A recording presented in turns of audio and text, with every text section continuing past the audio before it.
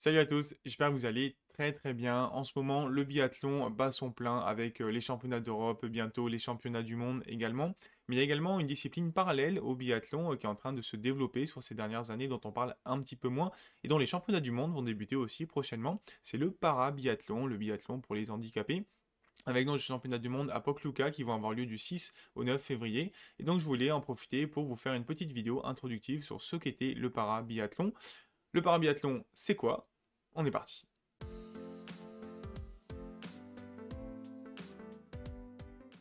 Le parabiathlon, finalement, a une histoire qui se veut quand même assez longue, puisque le sport est né à la fin des années 80 et apparaît pour la première fois lors des 4e Jeux paralympiques de l'histoire en 1988 à Innsbruck, en Autriche.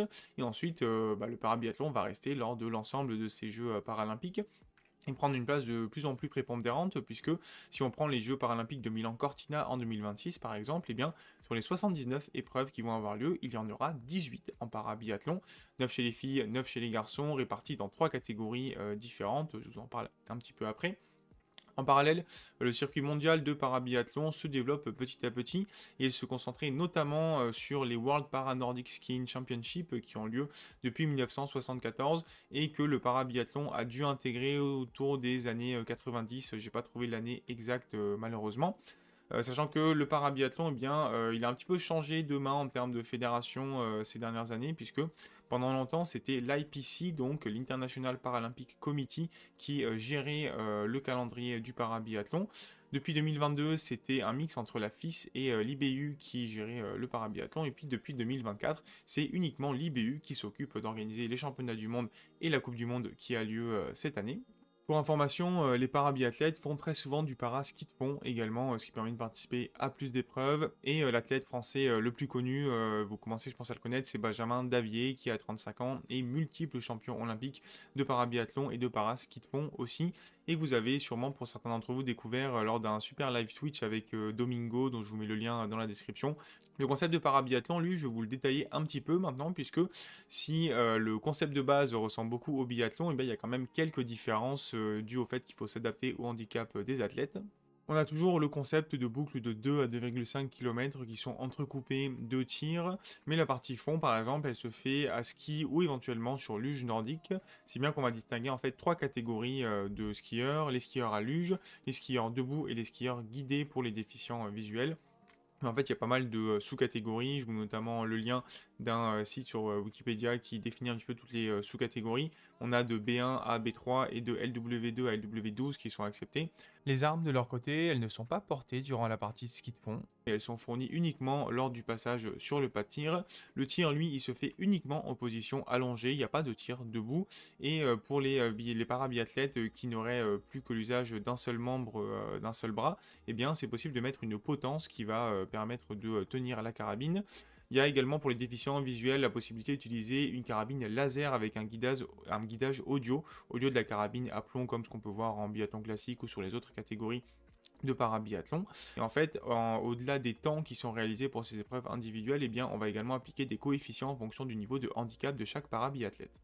Au niveau des épreuves, justement, eh bien, il y en a pas mal quand même, avec la particularité que les distances sont les mêmes pour les femmes et les hommes. En revanche, en fonction des catégories de handicap, elles peuvent varier un petit peu. On a d'abord le sprint, 7,5 km, avec des boucles de 2,5 km et donc 2 tirs. Ensuite, on a le middle, une épreuve qui est pas connue par exemple en biathlon, qui est sur une distance de 10 km avec le même format que les sprints, des boucles et ensuite des tirs, sauf qu'on a 4 tirs cette fois-ci, et donc des boucles de 2 km. On a ensuite l'individuel qui fait 12,5 km avec donc 4 tirs couchés également et 1 minute de pénalité par erreur. On a ensuite le sprint poursuite qui va rappeler un petit peu le super sprint qui avait été testé en IBU Cup côté biathlon.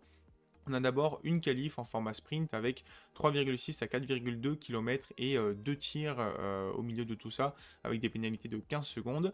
Et ensuite pour les biathlètes qualifiés, on a une finale en format poursuite et pas mass start pour le coup, donc on part avec des écarts. Et cette fois-ci, même distance, 3,6 à 4,2 km et 2 tirs avec un anneau de pénalité à faire en cas d'erreur cette fois-ci. On a également la poursuite 10 km qu'on connaît comme au biathlon mais qui apparaît peu au calendrier du parabiathlon, donc avec 5 boucles de 2 km et 4 tirs couchés. Et on a enfin une épreuve par équipe avec le team sprint qui se fait donc à deux, un homme et une femme, et qui est sur le même modèle que le sprint poursuite, sauf que la finale se fait cette fois-ci en mass start plutôt, donc départ simultané, et qu'on n'a pas de dernier tour après le deuxième tir, on switch directement en termes de personnes. C'est un petit peu comme le relais mixte simple par exemple, et ça rend la course un peu plus dynamique.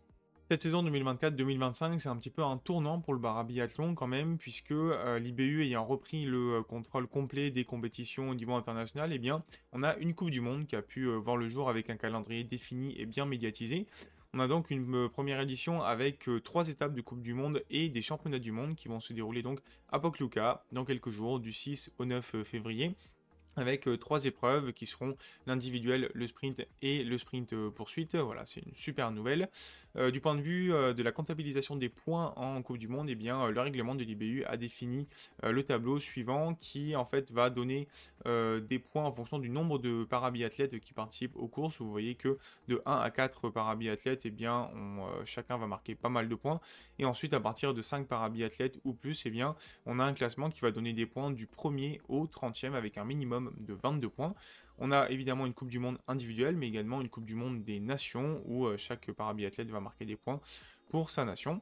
Et cette Coupe du Monde parabiathlon, elle va se développer avec les années, comme le parabiathlon en général, puisque l'IBU a notamment mis en place un parabiathlon working group dans lequel on peut retrouver une certaine Anaïs Bescon, jeune retraitée française qui nous a fait tant rêver, et qui planche du coup pour essayer de continuer à développer ce superbe sport.